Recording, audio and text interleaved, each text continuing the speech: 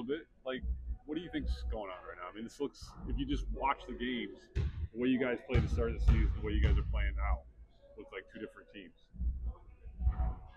Um, there's a lot of things going wrong right now, honestly. Rebounding, defense, our pace has slowed down, our moving the ball has slowed down. We're just playing totally different right now.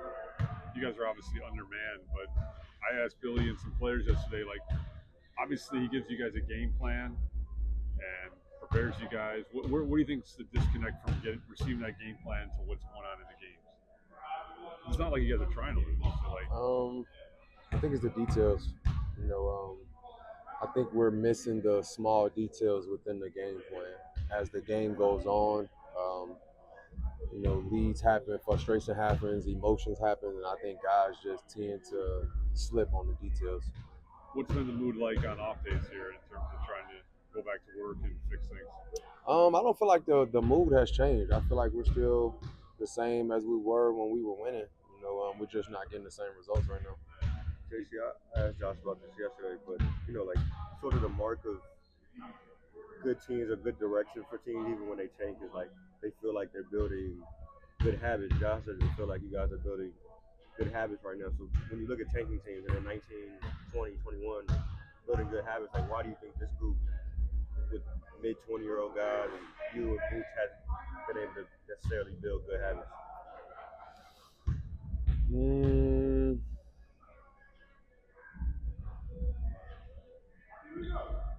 I probably would just have to go back to the details again. This game it's a small margin for error. So if we're not paying attention to the little small details, like I'll just give you an example. Just say we're running a play, and he say he wants the cut to be the same timing as somebody catch the ball, but your cut is delayed. Now that play's delayed. Now it's hard for us to get a shot. Just something that small could change the whole outcome of that possession. And I just think we go through too many possessions of that where we have too many small minor details where we're missing and we're just not focused on, and it's costing us games. And Billy's talked about that margin of error a ton. I mean, you guys knew the group you had coming to the year that there was no sort of isolation star, no real team defense yet. Like, do you feel like that margin of error is working against you guys more often than not? Definitely.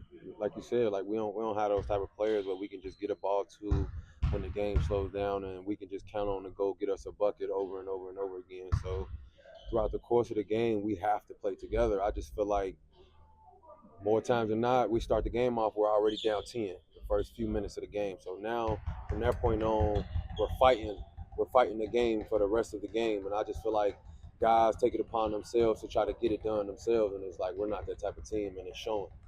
Billy was just saying you guys need to be more resilient when teams go on runs to not let that be so deflating. How do you work on that? That's a good one. Uh, how do you work on that? How do you improve that? How do you resolve My answer, I would just say, don't pay attention to the score. You know what I'm saying? Treat the game like it's 0-0.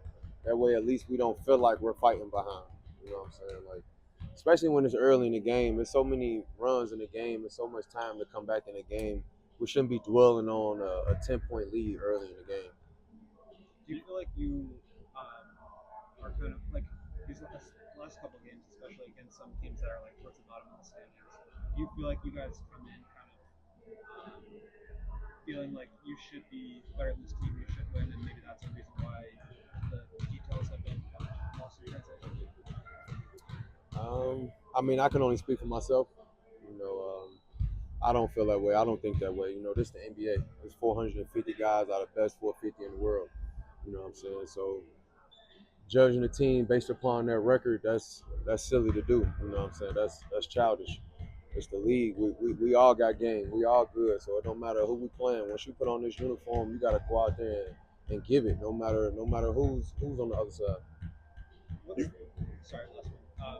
Just for you personally, what's the level of frustration with knowing you guys can compete at that level, knowing that it can result in a 5-0 stretch to now where it is over these last couple of games? Is there, whether it's for you or for the team at large, like a certain level of frustration with that, given that you have been able to have that success? Definitely, losing is always frustrating. No matter what the circumstances are, we go out here, we put the work in, we want to win, and when you don't get them results, you're definitely gonna be frustrated. So we gotta figure something out. You've obviously been in the rotation consistently the last 3 games. I know you prepare the same way regardless, but what is it like going into a game knowing you're going to play because of all the injuries? Does it change anything for you? Nah, it don't change. Come on, KC, you know that. Billy was just saying yesterday that like it's clear that you guys like each other as a group, but until you guys sort of love each other enough to box out and die over the floor, all these different things, that the skid might sort of continue. The like versus love. What's the difference there, and why do you think liking each other hasn't been enough to translate to win? I ain't gonna lie, I don't get into all that. We got a job to do. It's simple. Just go out there and do your job, whether you like me or not. Good stuff. Yes, We appreciate sir. it, Jevon.